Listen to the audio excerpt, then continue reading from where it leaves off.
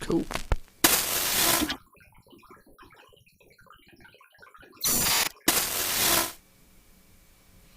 All right, we're live. This is a special episode of Gym Crashers. I'm Dondo, the Gym Crasher, and I have a very special guest in-house from Black House MMA. It's Sergio Estrada. We know him as Big Serg. Thank you for being here. Thank you. No, thank you for having me. I appreciate it. Thank you, guys. This guy, as many of you know, people that view this show, we are a community and a family and a culture of fighting in Southern California, and we stick together, and Serg is a big part of that.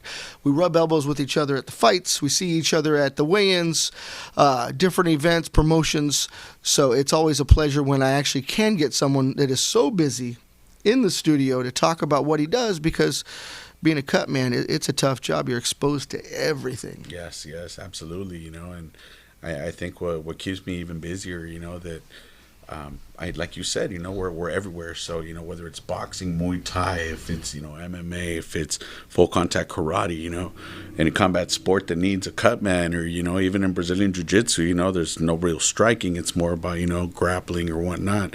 But even injuries happen there. Sure. So whether you want to call it, a medic or a cut man, you'll find me there. So, it keeps me busy. Very cool. So, just to get down to business, where are you from? Where are you originally from? Born and raised? I was born in Mexico, raised in San Diego. Actually, most of my life here in Los Angeles. So I spent a couple years in San Diego as a kid, But you can say that I'm a Los Angeles boy. Cool. On the west side, did my younger school years, out of the Culver City area. Mm-hmm. Then later on, I moved out into the Hawthorne area, Lenox, and went to Hawthorne High, graduated there, and military life after that. Right on. West side, Culver City. Venice was a tough town when I was growing up. Yeah, definitely. I liked it though. It's changed. Gentrification has changed Venice. Absolutely. It has lost its heart in the way that I loved it. But it's more industry based. It is completely. And we know what that's about now, so we're a part of that too. True. But when I walked those streets as a kid, man, I loved it. It was different, it was a different feel, absolutely. I went to Marina Del Rey Junior High, and from there we'd, shoot off to the marina, go off to Venice, Santa Monica. So I ran the, that little area pretty well, and absolutely, I totally understand where you're coming from with that. It's very cool. Took my kids up there this weekend. It's funny we're talking about it because I was telling my son, because my son's a skateboarder. Yeah, okay. So it's a big thing. Yeah, absolutely. Tell me about this place. I mean, we've been going back and forth. Dogtown out there. Absolutely. Zephyr, the Z-Boy. Yeah. History. And then we surf too, so there's Rock Pile where the amusement park is now, right on the Santa Monica Pier. It was the old Rock Pile. Right. Yeah, so, definitely familiar with those areas. Yeah, it was very cool, man. So growing up in LA, the West Side, doing your thing, and then you said, we all have a rough time through high school, but you chose to go to the military afterwards. Yeah, again, I don't hide it. I think life, it builds you. It builds character. It's just a matter of how you're going to allow it to build. I like I said, I grew up in, a very providing father. I lost my mom at a young age due to cancer. I was about 10 years old. So I had, the whole home health nursing and everything for years. And so to me, I think that's where, a lot of this, healthcare, treatment, trauma, I think that's where it all started with me, Sure. That I grew up surrounded by nurses and doctors and, watching my mother, like I said, deteriorate from cancer. And at the end of the day, that's what pushed me to try to, pursue a career in the medical field. Like I said, father providing as best as he could. But, just like, when the cat's away, the mice come out to play.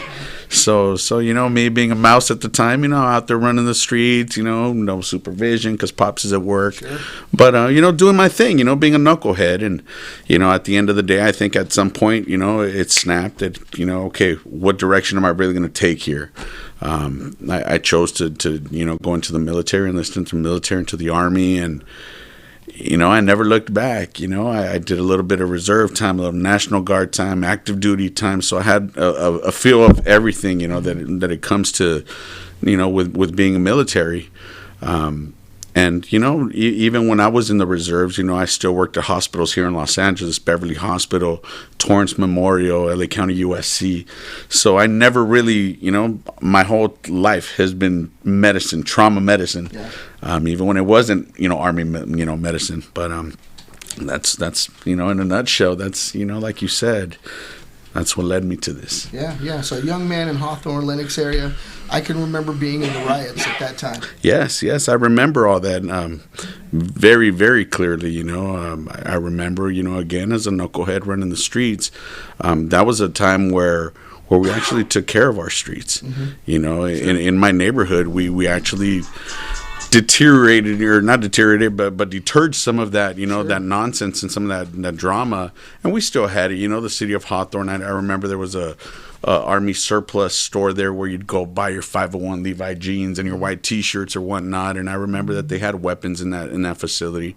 And I recall watching it on television, that they broke in and looted, and so it was horrible. Fortunately, it wasn't as bad as it was in downtown LA area, Chinatown. It was but pretty not ugly. Too far north. No, not too far. Right it was right there. The wildfire could have spread. Yeah. But again, I think as a people we come together and we protect our area, our home. And but I remember those times, man, like it was yesterday. Yeah, absolutely.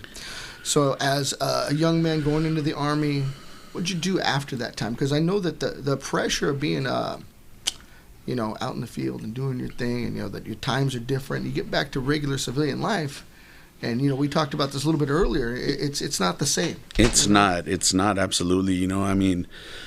For me, you gotta remember that I joined at 17 and a half. I was still a kid, you know. I mean, even the guys that enlisted 18, 19, they're still kids, They still can't drink legally, but we're asking them to go, across, the ocean and put their life on the line. So yeah, it's hard, when you really grasp at at the whole situation like that. But I did my thing. I think more than anything, it was an evolution for me. Sure. That's an interesting time for a young man, because you're not a boy, you're not a man, you're kind of coming into your own, right? And then you're faced with all these new things. Right, exactly. We're not in LA anymore. No, absolutely not. And everybody has the idea, that you're going to boot camp and all they're going to do is yell at you and beat you down and this and that. But you have to really understand the concept of that. Boot camp for those 8, 9 weeks or 10 weeks, you're bringing a bunch of strangers, a bunch of people with different upbringings and backgrounds, some city boys, some roughnecks, some country boys, some kids that have never even really seen another person of a different color. So you, for the first time in their lives, they're coming together, and everyone's like all over the place, Mm-hmm. So what do you have to do? You have to bring them all down and break them down together and make them realize that, hey, this group of individuals are not really a group. It's not individuals. It's a group, and you have to function as that. It's a chain. Each one of you is a link. So you're only as strong as your weakest link. What do? Do you cut that link, or do you reinforce it? Do you just give it some more support? Do you add a couple more links to it to make it stronger? So yeah. When it comes to that, coming from one lifestyle and then jumping into something that's completely night and day. You take advantage of those little moments of nothing, of quiet and peace, and you try to bring yourself back down. It's like, what's really going on? It's a scary moment for a young man, young woman, because it's not just men that serve our country. So absolutely, it is very difficult, but you have to cope, you have to manage, and that's the biggest thing that I think the military brings to you, that they put you in so many different situations that you have to learn to adapt. You have to learn to overcome situations. And, sometimes they may not be the best situations to be in, but you have to know to grow that tough skin and just take the punches and keep pushing. Just like these fighters do every day. It's a great metaphor for fighting, and I can see why maybe you gravitated towards this. Maybe that was the magnet that pulled you to it. Absolutely. It's in you, you know what I mean? Absolutely. This, being a Cutman wasn't something that was ever in my equation in life. It was something that I saw on television, Stitch Duran doing his thing. Man. The man. And got a funny story about that too. But, this wasn't something that I ever thought of, a possibility for me. You just saw it on television, and to me, it was just a coach that was in there taking care of his fighter. I didn't know that there was a title for a Cutman and what it all entails. This was never at all in my equation. But like we were saying earlier on, upon me retiring from the military, things changed for me drastically, from night to day. For once in my life, I didn't really have to wake up to this or that, or meetings, like I said, or to dealing with problems that my soldiers were facing, or, anything. It was for the first time a moment where I had no purpose. It felt like, what next? Like I could sit here and play video games in bed all day long and just live the rest of my days like that, because I'm retired. Yeah. And that's what everybody says, I'm going to retire, I'm going to kick my feet up, and that's it, I'm chill. I did that for a little bit, and it drove me nuts. I'm sure. It drove me nuts. Too much time to think, and, the memories, and, everything starts coming out of the closets. The skeletons start coming out. PTSD, I've said it before, is very real. I've learned so much respect for mental health, and, it's something that, I used to shame my soldiers, and, it was always, even when it wasn't my soldiers, people that I knew were one not committed suicide or attempted or talked about it, it was like, shame on you, you're so self-centered, and it's all about you, wah. Sure.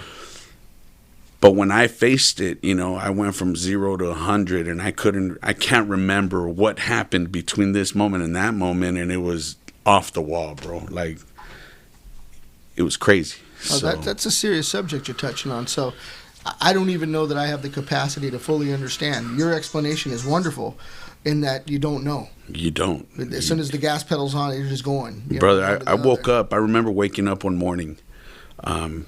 Nothing triggered me. It wasn't like I had a bad night of sleep, or that I have difficulty sleeping, the nightmares and everything else, whatever. But whatever, I deal with it. But I remember that morning I woke up, I sat on the edge of my bed, and I don't remember anything, from that moment on until, I heard my wife, crying, not hysterical or nothing, but I heard her crying, and, it snapped me out of it, and I look over, and she's holding my handgun.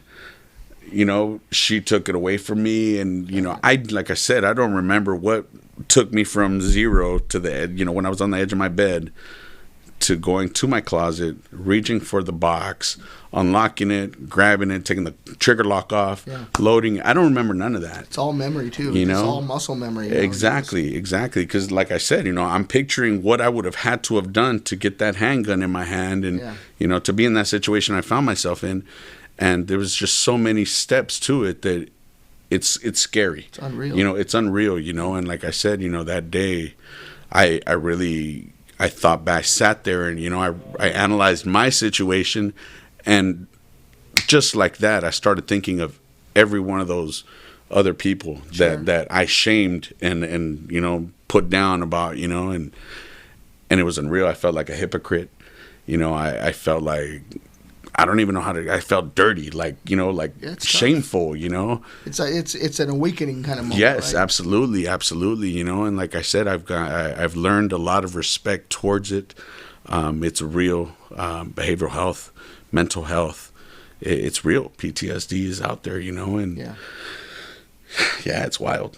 Is it more so today, do you think, because we've had an ongoing war? It seems like people have they can call it what they want, but people are still overseas right now. Hey, look, we've been at war for 30, 40 years, Iraq, Iran, just because we're not actively showing it on CNN, bombs and this and that.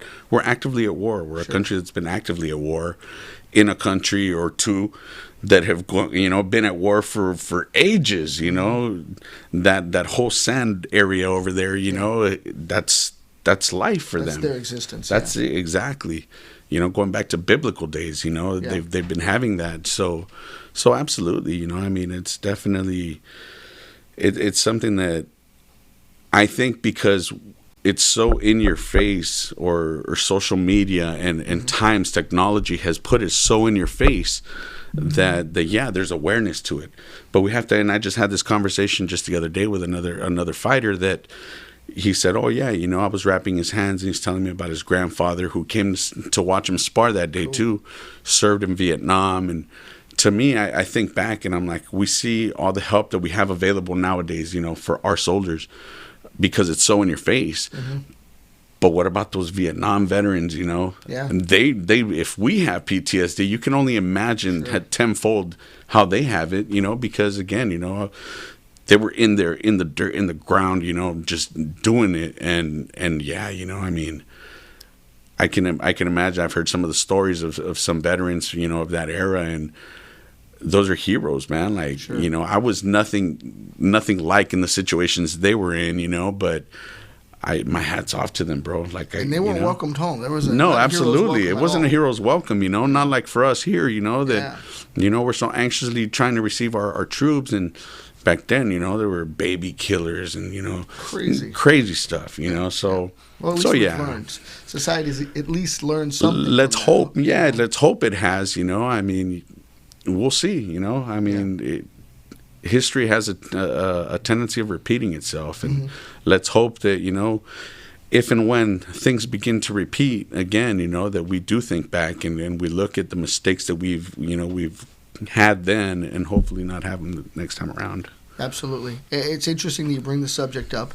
PTSD is something that we do come to terms with occasionally as we know people, and we, as a person like myself, haven't experienced it, so it's new each time I come into contact with someone. What does it mean to you? You know what I mean? So every person's just a little bit different. Absolutely. And we think of the term PTSD and, obviously right away people think war, combat, military. And it doesn't necessarily have to be that, you get put in a situation where someone comes and scares the shit out of you. Yeah. Excuse me, That's all right. Out of nowhere, and that's a frightening moment for you. And you could be, traumatized from that. Sure. A car crash. Right?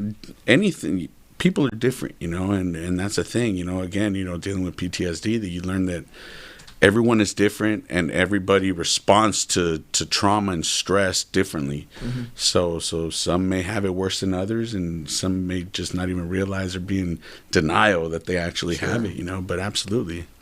Yeah, I think combat sports is a nice outlet for people to get it out, but I think there's also something cathartic that they're working through things. Yeah. You know what I mean? Because you're physically, emotionally, spiritually invested. Because once you get in the ring or the cage, whatever it may be, or the mat, I have found that everything else turns off. Because you got to be in the moment. It's not the kind of hobby where you can go into it half-ass. You got to be in the moment. Absolutely.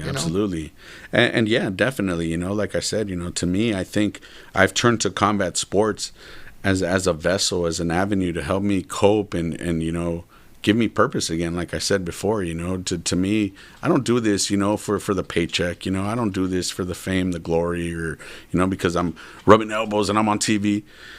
That just comes with it, to me, my passion and my motivation and my, what drives me, like I said, is being able to be that medic that I know I am to these soldiers, these warriors that are getting ready to go to war, regardless if it's a mat, a cage, a ring, whatever the case may be, for me to be able to provide them the opportunity to continue and get through their combat and ultimately, get their hand raised. It doesn't matter if you're red corner, blue corner. I've said it before. To me, I don't look at that, and I know Cutman that do. If you're not in the red corner guy, the winning side, I don't want nothing to do with you, because we know that the blue side supposedly came to get their butts kicked. So that's the irony of this whole thing, that as a Cutman, you have to do it for the right reasons. Your heart has to be in it, because at the end of the day, it's not about you. There wouldn't be a Cutman without these fighters. There would be no need for me if these fighters wouldn't exist. So to me, it's about them. It's about putting them in the best possible situation for them to do what they train hard to do. The theme I'm hearing from you is you're very service oriented. You serve others so well, and we don't. You don't get that from looking at people. I'm sure people look at me and wouldn't assume that about me or yourself, but yet the heart is bigger than you can imagine within Big Serg. So I'm blown away by not only the words that you speak, but the life that you live, and that it isn't just talk, because I happen to see it. Yeah. I happen to see it in real life. You know what I mean? And you Thank you. So Thank you. It means a lot. So that's important. So that's very cool.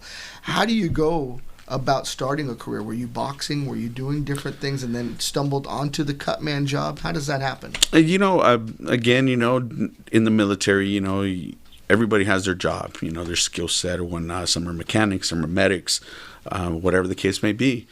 But there's also schools, airborne pathfinder, combatives.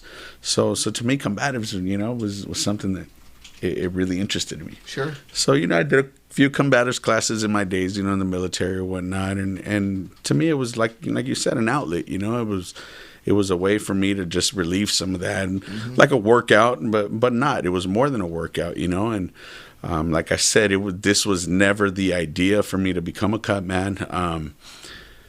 My little situation took place, and out of nowhere, an old friend of mine from youth, growing up, DJ Ray's famous in Los Angeles, with Big Boy's Neighborhood, Power 106, 92.3 now. So he's a famous DJ, and apparently he had a contract with Golden Boy Promotions. So he reaches out to me, says, "Hey, fucker, I see you're retired, you're back home." He's like, "Let's hang out, I have a gig out in Fantasy Springs in Indio, California this weekend." He's like, "I want you to come and be my guest." Cool. And I had just gone through that little situation, so obviously, I wasn't feeling so up to it or whatnot, but the wife, pushed it and said, "You need to get out. You need to get out, clear your mind, talk to your friends, just get right, God bless do what her you." for doing that. Yes, absolutely, absolutely, bro. Pushing. And she pushed the case, all week long. And I finally called him. I said, "All right, man, give me the address. I'll meet you there." And so he introduced me to fighters, again, because of his gig, he knows fighters and celebrity fighters and Oscar De La Hoya. And it's all interesting to a new person, that uninitiated. You're like, "This is kind of cool." Yeah, absolutely, absolutely. And that day I remember showing up, and he's introducing me as his buddy who just retired. He's a medic and blah blah blah, and sports medicine and this and that. And then out of nowhere, coaches were like, "Oh, do you have a card?" And fighters, "Oh, can I get a business card?" So one thing led to the next, and the story got out that there's a new face in town or something, and he's a medic and some talent. Sure, Oscar Negrete was the first one that reached out to me. He wanted me to work with him. He had in his stable, one of his stablemates, Roy the Pitbull Tapia. Sure. So this all starts with boxing. This all starts with boxing. Yeah. So they reach out to me, and I was doing a little sports therapy, massage and post and pre-workout stretching, and he tells me, "Hey, he's like, I want you to meet my manager, Cesar Garcia. He manages Black House Boxing." So he says, I want you to meet with them because I want you in my team. I want to incorporate you in my team. And he's like, and remember, this was just the stretching, and I was just like a sports, what do you call it? Wellness and recovery. Yeah, exactly. So one thing led to the next. We met with them. I met with the man, and he's hearing my story, and he's like, "Let me ask you a question, bro." He's like, "With your background," he's like, "if one of my guys gets cut, would you be able to stop the bleeding long enough to get him through the next round?" And I'm sitting there, and I was like on TV, like Stitch type stuff. Sure. And he's like, "Yeah." And I was like, "Yeah, I just need to know what I'm allowed to use." I was like, "But I can keep him in a fight if you're asking me that." Have you done the real thing? You kept guys going until the next day. I've kept them alive. Right? I've kept them alive. That's the real thing. So yeah, absolutely. And one thing led to the next, bro. 2015 is when I started that, and here we are, 2020, and man, it's been a hell of a journey. Yeah, I mean, I've seen you. We know people in passing, so I know you've been busy. Yeah. So it's so cool to get your actual story because it's an interesting one. It's not that you don't ever hear the same, but yours in itself is a very interesting story, especially coming from the military and then moving into boxing and now in MMA. Yeah. And that's a path in itself. It's wild, bro, like I said, because, yeah, absolutely, to me, and I get asked a lot, what do you prefer, MMA or boxing? And I try to explain to them, most of my work is private direct hires. So for the most part, boxers will reach out to me. "Hey, I have a camp. I have 8 weeks. Sure. I have a fight lined up. Perfect." So I'll show up, during their camp, and I'll wrap their hands, or, they spar Monday, Wednesday, Friday. So I'll show up sparring days. If they get, a good sparring session, get, some bloody stuff going on, then, I'll take care of it then. Yeah. So to me, I'm building a relationship with these guys during camp.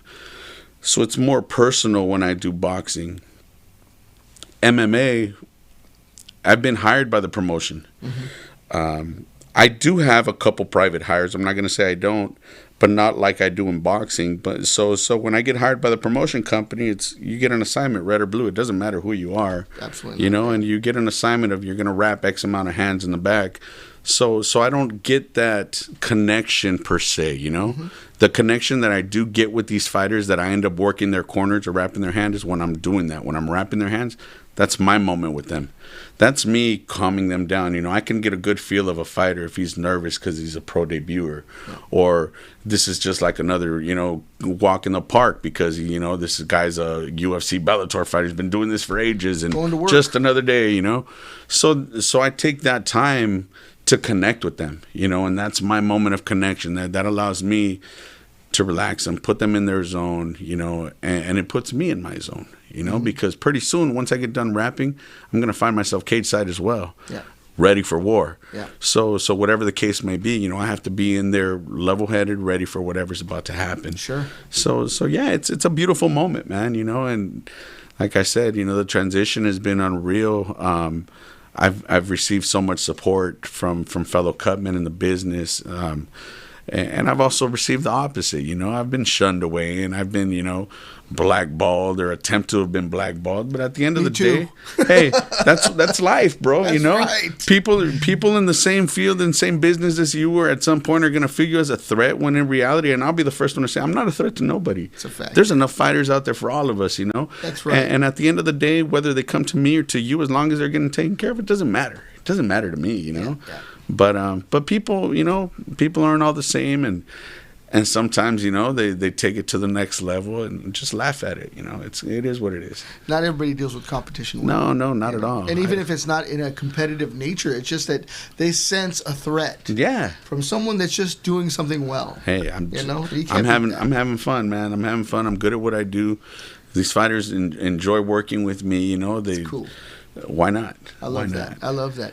Serg. I think it's Stitch. Right. Big Serg is being nominated, or he's on the board for a possible award with Fightbook MMA. Yes, correct. So the votes need to come in, and I bring this up because we are just a couple days away, so we like people to know about this site. We encourage you to vote for whoever your favorite person is, but my person is Big Serg. He's here for Gym Crashers. We don't want to be unfair to anyone, but that is the site. That is what it looks like. If you see his name under Sergio Estrada and you click on it, then you have to scroll down, halfway down, and then you'll see a vote button. It's a practically invisible button, but if you just scroll to the middle, halfway down, and I'm giving you specifics because it took me a minute, and you hit that vote button, once you hit that, it casts your vote. And as you can see, he's at the top of the list, nearly at the very top. So every vote will count at this point, and we only have a few more days left. So get on it. Maybe have your family members do the same as well, because we want the best for our man here. He's not only an MMA cut man, he's a boxing cut man, but this is for Fightbook MMA, and he has been in the trenches with the guys in the cage, especially the guys from Black House. Yes. This weekend, man, great show. Had 5 fighters go on there, and they gave it their all, and everything. It was a great night. So absolutely, I was blessed when Elon and a couple of the guys from Black House reached out to me. And Baker. Yeah, absolutely. They reached out and they're like, hey, we want to work with you. You do Black House boxing. It's only right that cool. You come and you're always taking care of our guys. If they're if there's ever a Black House fighter on a card, you always go above and beyond to help wrap them, and you pay attention to our guys. And to me, I feel like I owe a lot to Black House, Ed Suarez, and Cesar Garcia and those guys, because they gave me the opportunity, so I'll always be indebted, to Black House in general.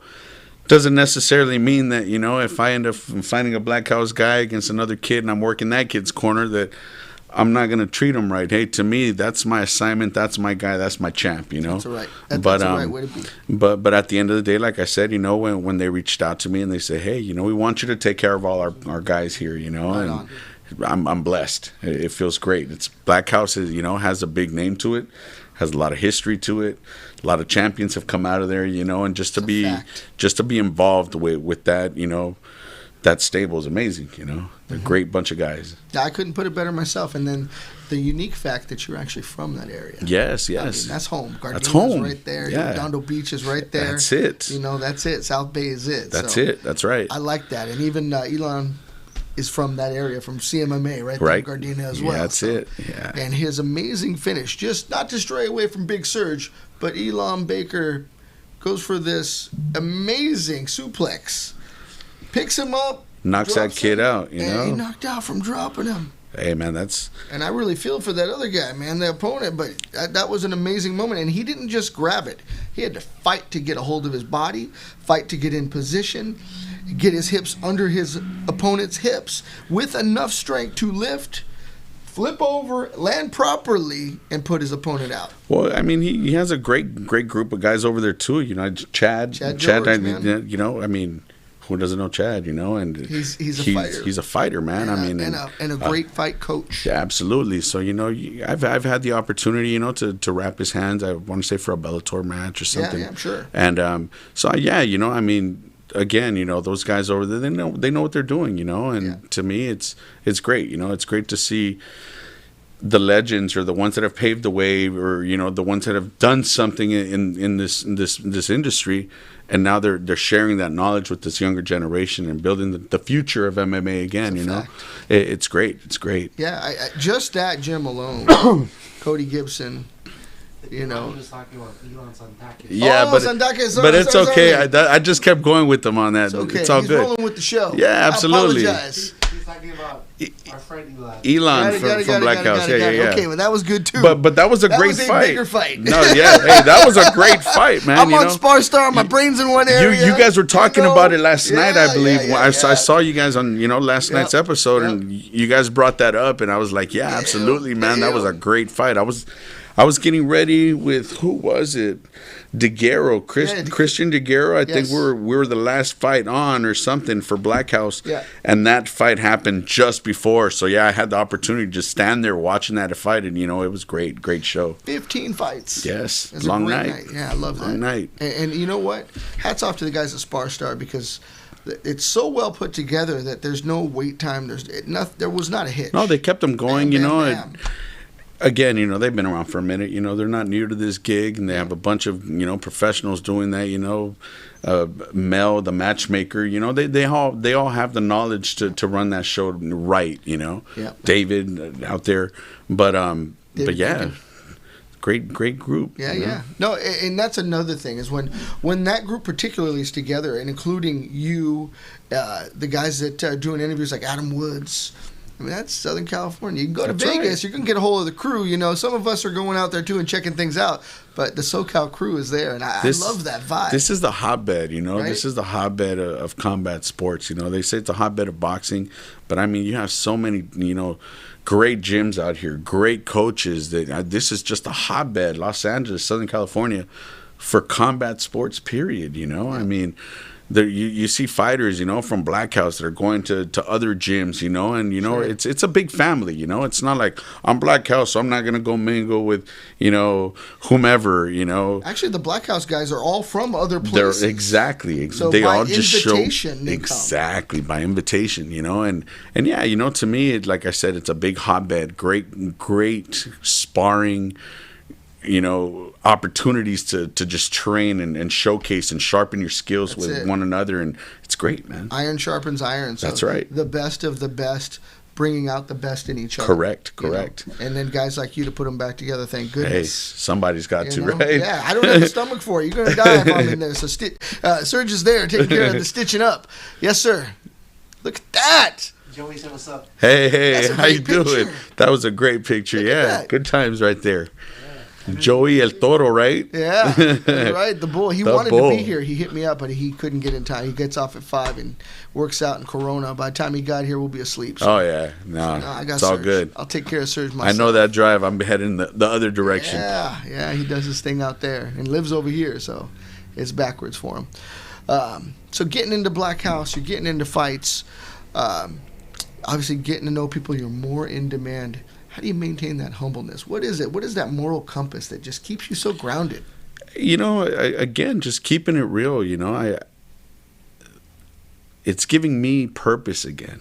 You know, it's going back to the basic. Why am I doing this? You know, because I didn't find the sport. The sport found me. You know, the sport's giving me what I need to continue living, pushing through. So to me, I'm just paying it back. You know, I mean, these fighters are affording me the opportunity of, you know, of being Big Serg the Cutman. So to me, how do I pay them back? Not just by, you know, taking care of them in the ring, in the cage, on the mat, but being there, like truly being there for the right reason. You know, I'm not the Cutman that shows up the night of the fight and that's it. You know, I'm not just gonna show up there to collect and call it a day. Sure. You know, you need me there during the week. Hey, I drive from Apple Valley all the way to, you know, Long Beach, Norwalk, Gardena, wherever they need me, you know, and I don't charge no one for gas. I don't charge them for, you know, hey, why this week we used 4, 8, 12, we used 12 rolls because you sparred 3 times this week, you know, so that's 4 rolls of gauze and tape. To me, that's all out of my pocket, you know. Fortunately, I'm sponsored by War Tape. They shoot me all the tape that I need for these fighters, you know. And to me, again, that's just me paying it back, you know, paying it forward. These amateurs, you know, they're the future, you know. So how can I legitimately feel right going to sleep at night knowing that I charged some kid that probably isn't even making money? That's the other side of it. You know, like when you spoke about that the other night too. Yeah. It's like, you know, where are we, you know, when it comes to this, and what is our pushing factor? To me, it isn't like the money, like I said, you know. It's being able to connect with these fighters and building that relationship, going on that journey with them. And at the end of the day, you know, that's all I want to leave. You know, when I die, bro, I legit only want to leave my thumbprint in this world. That's cool. That's it, you know? Yeah. I mean, my name and my word is all I have. You know, that's one thing that my father taught me as a young kid. You know, at the end of the day, your word and your name is all you have. And if you can't stick by that and you can't stand by that, then who are you really, you know? Yeah. So to me, it means a lot. You know, when I say something or, you know, anything that I co-sign on, there's a reason for it. You know, I feel like it's right, you know, and who knows, you know, I may be wrong here and there, you know, we're human. Most of us are, yeah. But it's for the right reason, bro. Sure. So to me, the humbleness is just something I was raised like that. The military taught me to be a humble person. You know, I appreciate even in my toughest moments, I'm still wealthier than a lot of countries that I've seen and a lot of people that I've interacted with. And to me, it's a blessing, you know, for me to wear these shoes and to have a jacket and, you know, to drive a car, to have a voice. It's eye-opening, right? You nailed some really hot topics right there. Absolutely. And that even the very average things that we take for granted are all wealth to other people. Yes, absolutely. Like I said, you know, just to have a pair of, you know, Nikes. Yeah. That right there goes far, you know. That's $70, $80, $90. You know, if you buy the cheap ones, you know. I'm doing. And I'm you at know, the outlet. and you got these people that wish they had, you know, just a piece of leather that they could strap on the bottom of their foot because they're stepping on rocks or whatnot. It hurts, yeah. Hey, you know, to me, you know, I've experienced a lot of things in my life, and to me, I reflect on the positive in things, you know, and that healing nature, I guess you could say. To me, I'm just that kind of guy, you know. And I feel that. And what's even cooler is that even before you would even consider yourself a cut man, it was massage, wellness, all the things that would bring someone to be whole again. And not including all the damage that you're going to take. You got to repair them right then and there. Yeah. So you already have all that knowledge. So the people are really blessed to have you. No two ways about it. And your heart's in it. Because there's something to be said about someone who puts their heart into what they do. Anybody can do a task. We can all be taught. People can be taught to do anything. But when you put your heart into something, there's something magical that comes about. Definitely. You know, and I've gotten a lot of slack because I went on a podcast not long ago, last year, and I made a comment that I said, you know, you can teach anybody to be a cut man. You don't need to have a license, a degree. You don't need to go to school for, X. What do you really need to do? You need to get in the gym and understand what they're going through. Sure. And understand the kind of damage they can potentially take and what you have to do to keep them in the game. And I said that, and I've had Cutman like, how can you say that? We're special and this and that. It's like, yeah, if you want to call yourself special, go for it. Sure. To me, I'm no different than the guy across the street. I have a set of skills. I know how to put those skills to use, and that's what makes me different from the next guy. It wasn't that I'm a special person or I learned this stuff. I spent a lot of years studying and asking why and what happens if and then what. I dissect things, because I want to know what needs to happen if I do ever come across that. It's just me educating me. Yeah. But yeah, man, I mean, you don't, I could teach this to an 8-year-old kid, and as long as you're cool, calm, and collected, I think you can understand the skill set and put it to use, you'll be just fine. Sure. So how about the fight world? Is there any special moment that stands out? Anything unique that you saw that maybe people aren't aware of? Any boxing moment, a special fighter out there that finished a certain way? Something that stands out in a career of a man that has seen a lot of fights. The one thing that just recently happened, the Canelo Kovalev fight. Sure. Big one. Big fight. I had a fighter there, Sergio Estrada, who won that night, won a title. But to me, what was interesting about that night, and it kind of combines both boxing and MMA, it was the first time that I had ever seen a major promotion, such as Golden Boy Promotions, with a fight of that magnitude, Kovalev, Canelo, two of the biggest names, be put on hold, to be iced until a UFC match completed before they went live on this. That was unbelievable, bro. That was a moment in combat sports history that people are going to sit and be like, damn. Yeah. I was with Jamie Huey, another cut man in the business, Coach Huey, out of Las Vegas, and we're standing there, we're watching, and we're ringside, at T-Mobile Arena, and we're ringside, and we're all looking up, the crowd, us, we're looking at the monitors watching a UFC fight. That's crazy.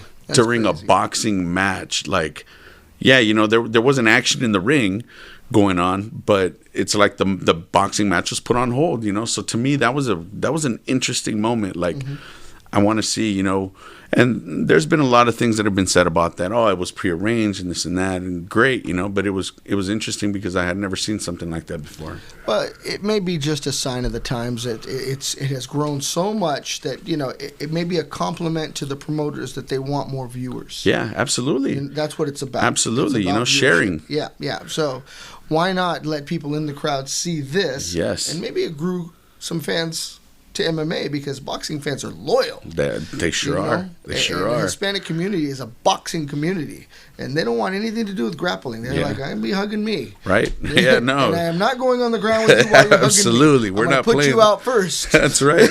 That's right. So, yeah, it's a hard win. It's hard to win them over. So maybe that did work for the MMA community a little bit, and eye-opening for some of the boxing people that are so loyal to see some of the value in MMA. I like definitely, that. Definitely.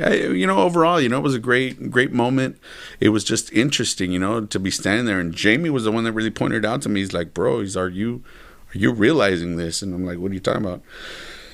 Where we have gone to in sports, bro, in combat sports, that we're putting this big show on hold. I'm blown away. For another show that's literally on the other side of the United States. I think with New York, they were doing it, and it was like, wow. It's crazy. Yeah. It's viewership is what it comes down to. So it's funny when we look at this because they're martial artists, boxers who are talented athletes, elite athletes. But at the end of the day, it's just entertainment. It is. No different from any other of the fields of entertainment. People want to see something exciting. Yes, definitely. Hey, drama sells, brother. I guess that's it. Hey, and the perfect example of that, is that Mayweather and McGregor fight that took place. You had a lot of people like, against it. Boxing fanatics were like, oh no, the purists. Blah. But they still purchased it. They still bought that pay-per-view. drama sells, you know, and Sure and that's does. why they do so well, you know. Conor McGregor, so much drama that comes with the man, and he's a smart businessman, you know. Sure He is. understands what he's doing, you know. He must be, because to come from a background such as his from Ireland, I mean, where are you going to develop those skills? Hey, And then to talk your way, literally verbally talk your way into some of the best situations and capitalize. Because yeah. you're not necessarily going to win just No, because you no, talk no, your not way at into all, it. not at all. Yeah, And absolutely. prove that you had what it took. Hats off to the guy, whether I'm a fan of his or not. He has, put himself in a place that we all Definitely, would hope hey. to be one day. I mean, you don't have to like the guy as a character, Yeah. but as a fighter, man, you can't take anything away from Not him. at You know, all, he man. backs up what he says, and he's going to put on a great performance, And no we matter all, what. We all tune in. You can, That's right. You can say what you're going to say, but you're going to watch. He fights this weekend. I'll be Yes, watching. You know, absolutely. And he fights. And here's a good question: where does Conor McGregor get the motivation to continue? Is it the heart of a warrior that he has? Because $100 million says I don't have to do anything anymore unless I want to. And that's the thing, you know. I've been asked that. What do you think about it? It has to be the heart of a warrior. You know, he has to get that rush, stepping in that cage, and you have to. You know, I know I do. Yeah. You know, I miss being in Iraq. I miss being in a combat zone, and Wow. I mean, obviously, I'm not 100% like I was back then. I'm not 18 years old like I was back then, and the most mobile or agile guy, but you miss it, I mean, if you have a passion for it and you're not doing it, yeah, you miss it, and you yearn it, you want it. So, I mean, hey, my hat's off to the man, Yeah, no, we're all excited to see that. So, I didn't know that we'd ever see a comeback. So here it is. And our producer, Robert's got a question for us. Don't. Somebody else. Right here with Big Yo! Serg. Hey, there he Sean is. Member from Our Life CBD. Yes, sir. Also represents How you doing? How you doing? Hey, thanks for the support. Stay PTSD. tuned. No We'll to be doing a lot PTSD. of shows, a lot of great action coming up. nonprofit. Really? Yeah, he does Yours. care. And I know that CBD does have a lot of positive effects for. Yeah. The Operation Compassionate. That's it. Our Operation Compassionate Care. That's I have it. to look into that. Yeah, no, I he's a might have to caring pick guy. his brain about that. Yeah, I'll make sure of it. I'm all about supporting causes like that. National Association of Suicide Prevention. I did Awesome. I got involved with them. I did a couple walkathons or whatnot. And I'm all about stuff like that, man. And I know, like, he had help, and they kind of transitioned over for Chris from Massage Matters, who took it over now, and now he's going to events and he's trying to help. Yeah, Massage He's Matters also are- That's awesome. Big component with that. Thank you, Robert. That's right. I even forgot the name, but knowing he's involved. But Sean's a great guy. Our Life CBD in-house here at Gym Crashers all the time. So you need product, hit us up. We're always glad to help you and seek it out, provide you the best because it's high milligrams. You can't get that high stuff out there, So it's I'm gonna have to pure. look into it, man. Well, we got you. I was talking to a couple of guys from Black House that are working with Rock Rock LA. Rock LA. Yeah, those are our homies too. And hopefully, we'll be working together with them as well. And, Yeah. doing something. So When you get absolutely. over there, you're going to be amazed. So Rock LA is Robotic Outpatient Center LA. I think that's what the acronym is. And they're in a facility in downtown, and it is amazing. They have a storage of the highest amount of stem cells. Yes. More so than anywhere in Southern California, maybe all of California. Yeah. We're a big state. And then they have all of this state-of-the-art high-tech machinery.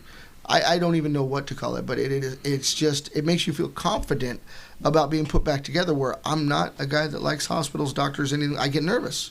And when you're there, you're like, man, these guys might be able to just pull this Yeah. off, get it done, and you feel confident about it. It's Star Trek in there to me. Absolutely, bro. I had the opportunity. I was invited to a fight viewing party that they had, and it was over there, right behind the Rock LA. That's right, in the next building. The next building, Yeah. correct. So we're over there having a good time, and enjoying the fight as they're playing it, for the first time.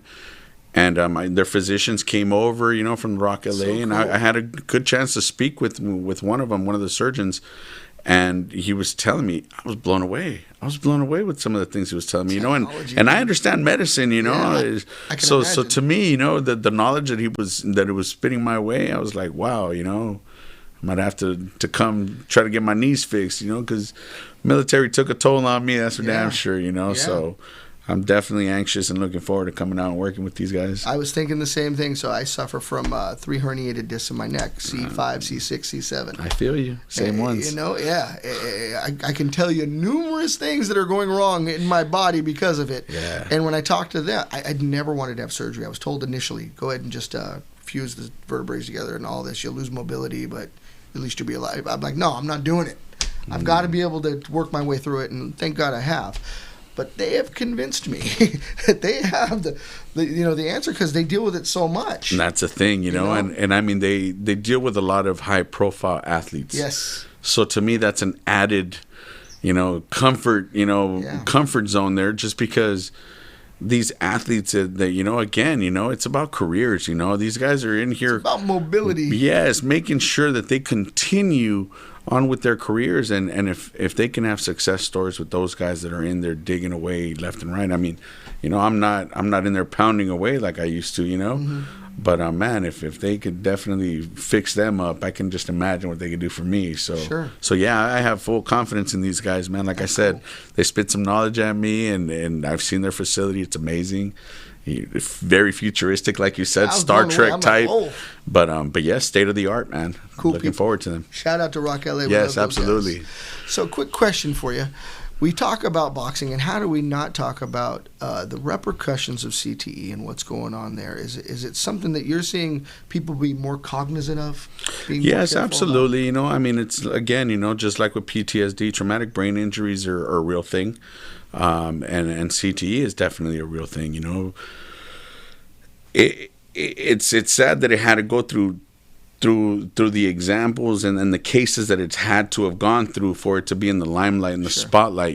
Because again, it's sad. It's sad when we lose fighters, athletes, in more so ways than none, over the work that they do. No one really thinks about it. You have sparring Monday, Wednesday, Fridays for these boxers, MMA fighters. Okay, maybe Fridays or maybe 3 days a week or whatnot. However they do it, but every blow to the head, you train how you fight.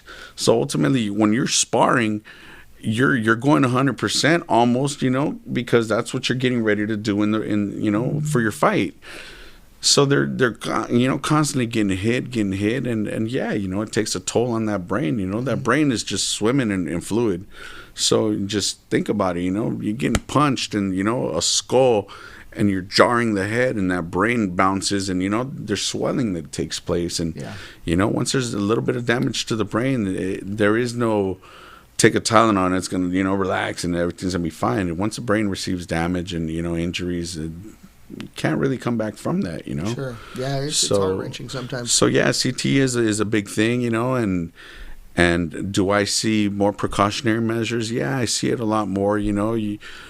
You're seeing more headgear, more padded, more specialized type headgear. Mm-hmm. You're seeing some of these gloves now that they have, certain gel insertions to absorb some of that shock, and it's definitely out there. I definitely tell people to always be cognizant of the equipment that they're using.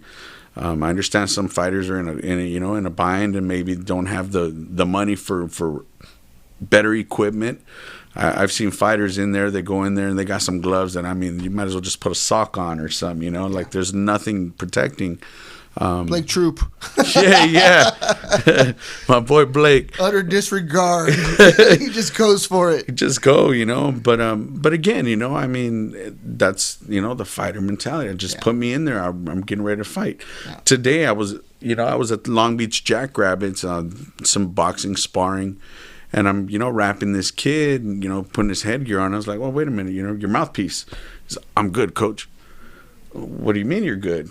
I'm good. I'm only going to do 4 rounds. He's like, I'll be all right. I've been sparring the last couple of days without it, and I'm like, bro, That's something to be ignored. Yeah, you come on, protective gear, dog. You get one grill. That's it. And after that, it costs a lot of money for a new grill. Yeah, man. So I don't know, to each their own, but you still try to tell them, hey, do the right thing, protect it. It's your body, bro, Sure. No, you see it more than anybody. So that I wanted to ask because it's a unique perspective that you offer, and we all know we're hearing the different things that are going on. So hopefully people are taking the right measures and being cognizant of the fact that that damage can change your life. Definitely. Not that I don't love it, because I crave it too, and sometimes getting hit makes me feel good. Yeah, but know? I mean, again, you have to look at the big picture, and and if you're in this business to, for the long run, the long haul, then do whatever you can to protect yourself. Make sure that you last that long time that you want to, you shoot for. So. Yeah,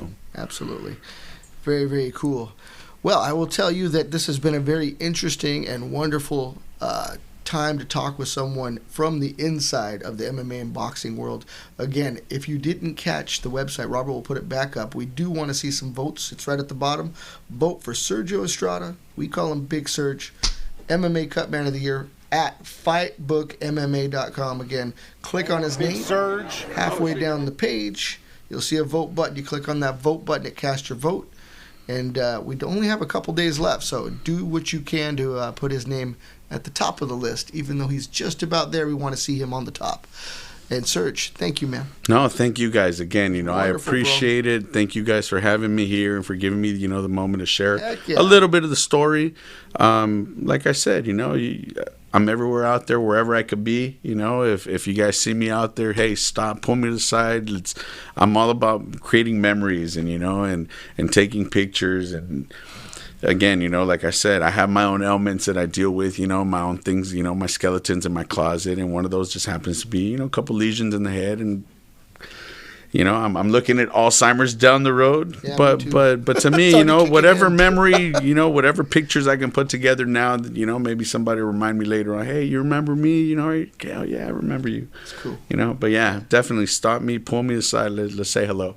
We're going to do this again, so just know there'll be an episode 2 of Big Serg. Yes, definitely. You know what? This was awesome, so thank you again, buddy. Thank you. Thank you, guys. Man. I appreciate it. Thank So, you for having me. We're the Gym Crashers. We are live every Tuesday at 7 p.m.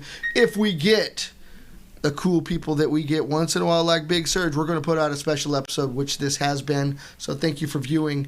If you can, share the link, hit the like button, and subscribe to Free Admission Media and Gym Crashers. Thank you. Thank you.